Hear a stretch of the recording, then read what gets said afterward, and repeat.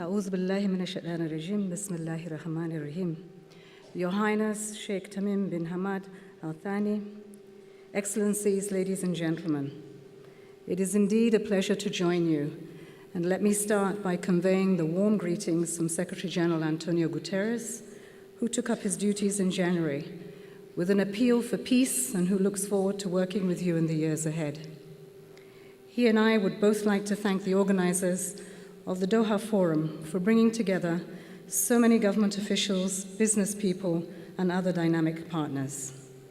We would also like to express appreciation to His Highness Sheikh Tamim bin Hamad Al Thani for Qatar's support to the United Nations. The country continues to play a key role in ensuring timely, predictable, and flexible financing to help the United Nations meet the needs of vulnerable people caught up in conflict, war, disasters, and other emergencies.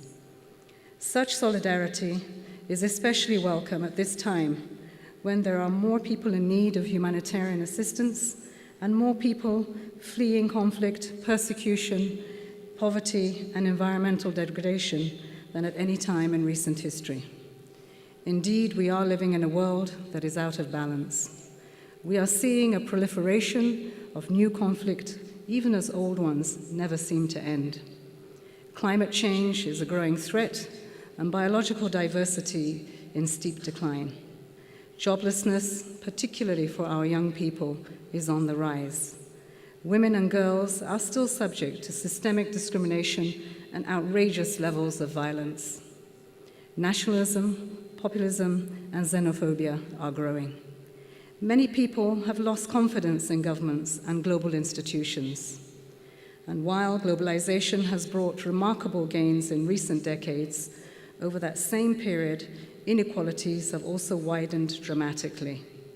The world's 8 richest people control more global assets than half the world's population. Behind such numbers are real people, parents struggling to feed and clothe their children, young people worried about their future, people trapped in the cycle of poverty, ill health, and despair. We must also recognize the ways these challenges feed and fuel each other. Many of the root causes of violence, including terrorism, are often born out of poverty, deprivation, and marginalization. Too many people feel left out of decisions which affect their lives. When deprived of a voice, of peaceful channels for addressing grievances, of hope, of dignity, people at times have had to turn to violence. I have seen this in my own native Nigeria and northeast Nigeria with Boko Haram. That is why we must work now to build an equitable, sustainable, and peaceful world. Ladies and gentlemen, that really is the purpose of the 2030 Agenda for Sustainable Development and of the 17 goals that are at its centerpiece. These 17 interlinked and interdependent goals are our blueprint for a world of peace, prosperity, and dignity for all on a healthy planet. The deadline is 2030.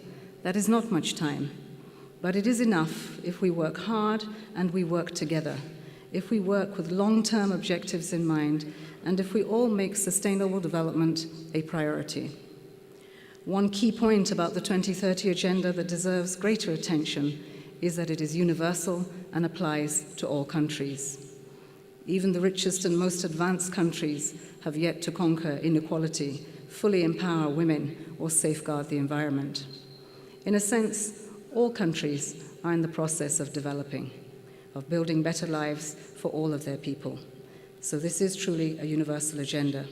It is as much about developed countries as it is developing countries. As you may be aware, I had the great honor to be at the heart of the process of helping define the 2030 Agenda that was agreed by 193 governments in 2015. The process itself was as inspiring as the result, the most open and inclusive consultative process in UN history, which drew on the voices and the ideas of millions of people across the world, and which led to our boldest ever agenda. We need to keep those coalitions together as we translate the agenda's promise into positive change and real actions at the country level. I then had the great honor to be asked to help spearhead the agenda implementation in my own home country, Nigeria, as the Minister of Environment. I not only saw the needs close up, but also the readiness of people to contribute to problem solving in their communities and for the world. I also saw the challenges involved in catching up on the ground with an agenda that represents a paradigm shift in the way we approach sustainable development. In and beyond Nigeria, we have come across silos and have to revamp our traditional thinking around partnerships. Today, as the United Nations Deputy Secretary General, I have the enormous privilege and responsibility of promoting the Global Sustainable Development Agenda as it works, deepens, and accelerates. In these early months of the Secretary General's tenure, he has set in motion a wide range of reforms aimed at making the United Nations a responsive, effective actor for development and peace. In other words, fit for purpose. We are taking steps to strengthen peacekeeping and especially to prevent conflicts from erupting in the first place. Prevention is not just a matter of diplomacy when countries are on the brink of violence. It means building resilient societies and strong institutions. It means investing in social cohesion so that minorities feel their identities are respected, even as they belong to the larger community.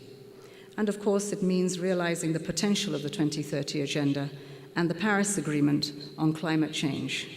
The best prevention, ladies and gentlemen, is an inclusive and sustainable development. We are also pursuing reform in the UN development system so it can better support member states in their efforts to deliver on the 2030 Agenda and the climate commitments. His Excellency, the President of Somalia, called on us to not miss the window of opportunity.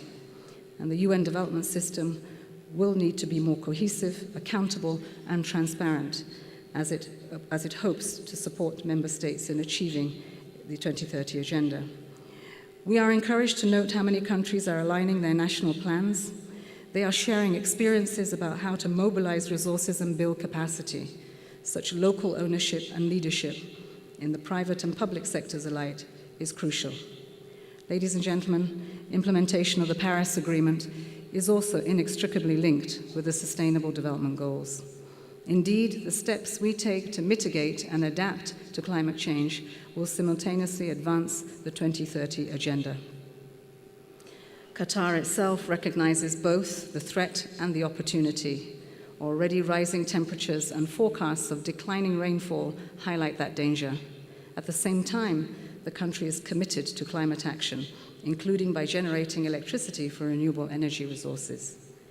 As Qatar moves towards ratifying the Paris Agreement, our hope is that it will also act to ensure the sustainability of its vast infrastructure. Developing that is happening in this country.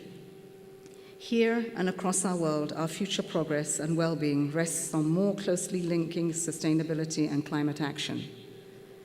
Financing and other means of mobilizing resources will be critical. The Addis Ababa Action Agenda on Financing for Development offers all of us a comprehensive plan, building on earlier agreements reached in Monterrey and right here in Doha. We face a challenging and uncertain global economic environment. At the same time, there is the potential to unlock trillions of dollars in private and non-traditional financing, and this includes Islamic financing. Let us make this wise investment in people and stability. Ladies and gentlemen, Excellencies, the 2030 Agenda enshrines a promise that says we will leave no one behind, to assist those most in need first. Among the most vulnerable of the vulnerable are people who have been forced to flee from their homes as a result of conflict or persecution, or who leave other dire circumstances in search of greater opportunity.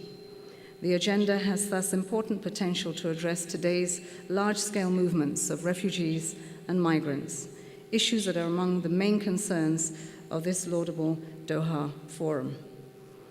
At a time when there are 65 million refugees and displaced persons, more than at any time since the Second World War, the United Nations continues to call for wider sharing of responsibility in providing protection, asylum, and assistance. It is neither sustainable nor just that only a few countries, largely in the developing world, provide haven for people in need. The international community needs to do more to support this hospitality by stepping up financing and protection, and by dialing down the politicization of refugee issues. In that same spirit, let us work towards safe, orderly, and regular migration. Let us also recognize the imperative of harnessing the development potential of migration for the benefit of migrants and countries of origin, transit, and destination. Indeed, the solidarity we show with refugees and migrants will be a key driver of success in fulfilling our commitments to the 2030 Agenda, and it will also be a key test of our commitment to it. Ladies and gentlemen, these are daunting challenges, to be sure. Yet the world has the wealth, the technology, and the know-how to defeat poverty and to put our societies on a sustainable trajectory. Sustainable development is a contribution to sustaining peace. Climate action offers a pathway to stability and the markets of the future. Let us update and change our mindsets and make investments that are commensurate with the challenge and that we know we can bring great dividends to humanity. I personally feel a tremendous responsibility to contribute and to get this right, not only under the UN Charter, but also under a personal compact that I have with my 6 children. The United Nations will count on you to show the wisdom and the sense of shared purpose and collective responsibility in achieving the transformation we all know can be ours. Shukran jazira. Assalamu alaikum wa rahmatullahi wa barakatuh.